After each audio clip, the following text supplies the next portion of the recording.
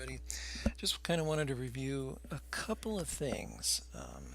Just really kind of basic things. We're going to talk about it, but reviewing this really helped me, and I'm working towards making this. Speaking of what, I'm making this a 2D engine, so let's save that as main 2D engine. Replace. Oh, 2. Okay, that's fine.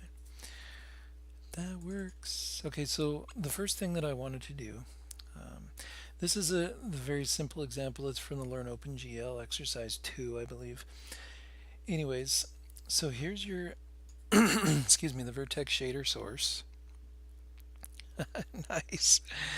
Here's the fragment shader source, and here's another fragment shader 2 source. Okay, shader source 1, shader 1 source, shader 2 source. Okay.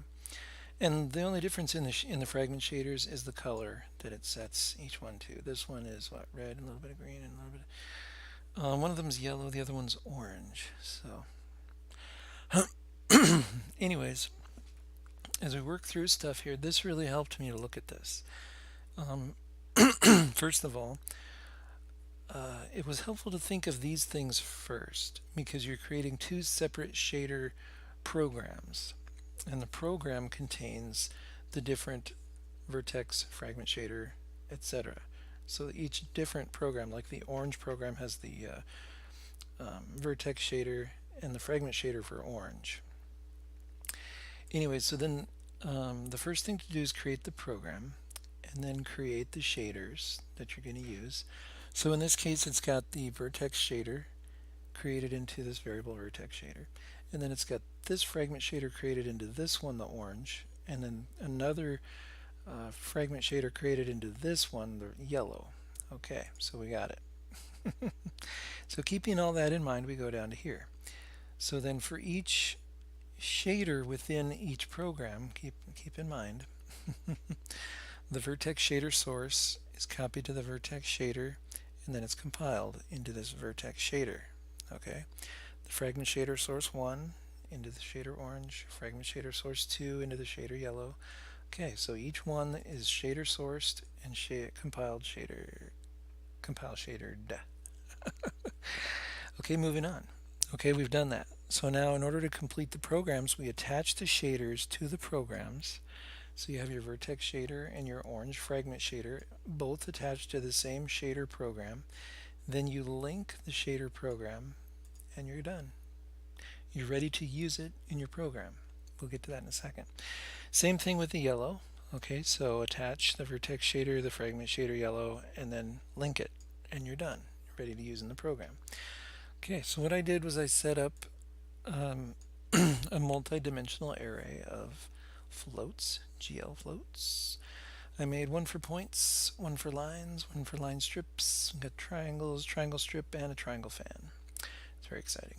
Okay, so basically for each particular vertex array, I wanted to set up a buffer and a vertex array object. So this generates all the vertex arrays, all the vertex array objects, and puts them in this little array right there.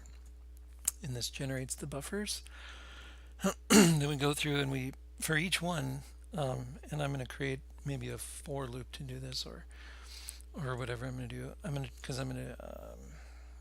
Anyways, we'll talk about that later, what I'm going to do later. So anyways, you bind the vertex array.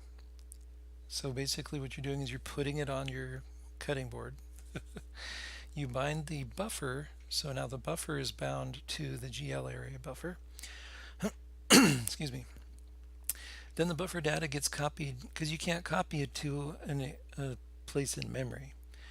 You copy it to what GL knows of as the array buffer. So you've linked a place in memory to the GL array buffer, and now you're going to bind the data to that. So you use size of our list. This is the size of the data you're sending, and this is the pointer to the first element in a sequential list of vertices that you're sending. And that's the type of data, which we can change that up later. And then of course you have your vertex attribute pointer. In this case we're just starting out really basic. I'm just going to take you step by step through my 2D engine that I'm creating. Okay, so the vertex attribute pointer is just a point. and they're all tightly packed, so we're done. We just enable Vertex Attributary 0, and that's it. So they're tightly packed. Same thing for each separate VAO and VBO and everything. So they're basically identical, and eventually they won't be, but for now, or most of them will be, but we'll talk about that later.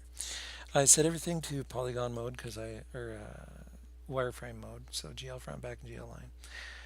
And then down here, we basically decide what color we want to draw things by putting them, for now, under this particular shader, just for example to show how this works. So shader program yellow, and I choose to do the drawings all with that particular shader program. And then we just decide to switch the shader program kind of in the middle and then draw these.